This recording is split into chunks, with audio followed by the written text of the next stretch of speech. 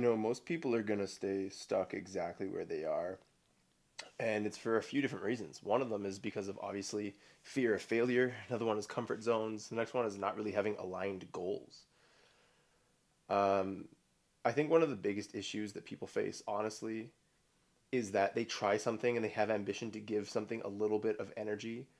But then if it doesn't pick up right away, then they begin to back up because they're scared that it's not meant for them, and all these sort of fears start creeping in when they start feeling like, well, it would have happened if it was meant to happen. And, then they start getting down on themselves and they don't try again. Or if they do try again, what happens is they're scared because, they don't want to feel like a failure. And it's scary to go through that emotion of having a lot of motivation and then you get somewhere for it to just not work out. But the thing is that that is the path forward. Like that is why people stay stuck, is because they think that clearly it's a dead end. They try and work on something, a project, a business, whatever it is, and they don't make any progress. Even in, something that I love is language learning. And it goes back and forth where I feel like I'm really good at a language and I feel like I'm really bad, really good, really bad. But the thing is if every time I thought I was really bad, I just stopped and gave up, like I would never progress and I'd be stuck where I am or where I was. But that's why you have to understand that things move back and forth like this. Like this is how to get unstuck, is to realize that you do really well and then you feel like you're not doing that well. And then you do well, you feel like you're not doing that well.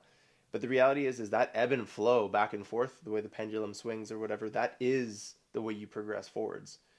And so there's this really sinister cycle that does go on, though, is that the people that get motivated enough to even try something one time, and not everyone does, right? Obviously, like some people just never try anything, they never do anything. But people will try something one time, and if they don't succeed right out of the gate, they'll just either completely give up, or they'll be just too scared to try again, even if they want to. And then, some people will try a second time, and then it might not work out. And then if it doesn't work out, then they're really convinced that it's not meant for them. In fact, I've been the same way where I've tried some things that work to varying degrees, but something won't work out, let's say, and then you try something else and you get motivated. You're like, oh, this is going to be the thing. But then it's interesting is when you get to that point, which is the last point you got to last time, if that makes sense. So let's say, to make this more clear, let's say you have like 100 points to accomplish something, right? You go from 0 to 100, and 100 is exactly where you think in your mind's eye where you want to be. If on your first attempt you only get to like 17, right? Then the next time, if you try again, something new, let's try starting a business or something.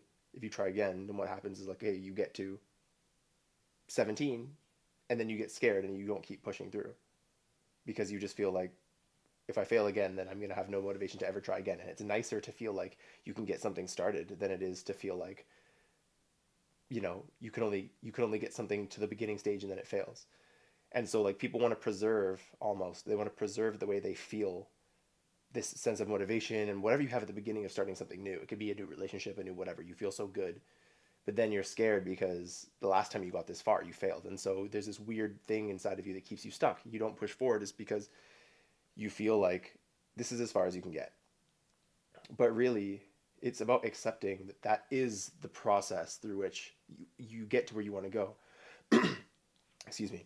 That is the process that you have to go through. It's that feeling of like, okay, you only get to 17, and then next time you might only get to 22, and then 28, and 36, whatever, right?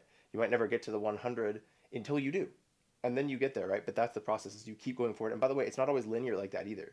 Sometimes you might get to like 15, and then you might get to 18, then you might get to 13, then you might get to 25, right? And so the first thing is that people stay stuck because they're scared in the first place, or they're just ignorant of, having bigger dreams or whatever. And by the way, I'm only talking about people who actually have a desire to go beyond wherever they are in life, because clearly there are some people that are just completely content wherever they are, and more power to them. But this is really a message for those people who feel like they're stuck because they have these ambitions and they actually got up and tried something and it didn't work out the way it always will. It'll always not work out the first time, right? And if it does, then it probably wasn't your first time, if it does work out. But anyway, you try and go forward and go forward and go forward and go forward, and then again you hit a wall, and then you might convince yourself that you can't go past that wall ever again, and either it'll be a conscious thought so you don't try again, or a subconscious thought where you do try again, and then when you get closer to success you kind of recoil a bit. It's really just being conscious and being aware of the fact that this is the process, and there's going to be these subconscious things, these subconscious demons also, that kind of hold you back from pushing further. And what I've found to be helpful in my life, again, because I've experienced this, is just the system. is just that you need to have a system that keeps you doing it. If on Monday you do X work, and then on Tuesday you do X work, and Wednesday you do X work. I'm not even saying you have to do like hours and hours and hours. I'm just saying that if you have this regular sort of check in with yourself where you come back and you attack the thing that you said you want to attack, then you know what's going to happen is you're going to make progress. And you don't need to worry about how you feel about it because you have a system, right? You commit to whatever it is. It's 30 days, 90 days, a year, 2 years, 5 years, whatever it is. Obviously, those are big commitments. Maybe easier to start with 30 days. But it's kind of like someone, it's like, oh, I want to lose weight. And so they go to the gym and they go to the gym twice, 3 times, and they look in the mirror and they look the exact same. Yeah, but that's why you're not supposed to, you don't commit to losing a certain amount of weight necessarily. You commit to the input, right? Because that's the result, that's the output of your work. So commit to the input. And that's how you get unstuck. Because if you constantly start chasing outputs and only outputs, then when you don't get that, you're going to feel like, oh, this is too hard. I can't do it. The system that I tried last time didn't work because your system last time was get the output, right? But it has to be according to the input that you're willing to put in to actually get the result.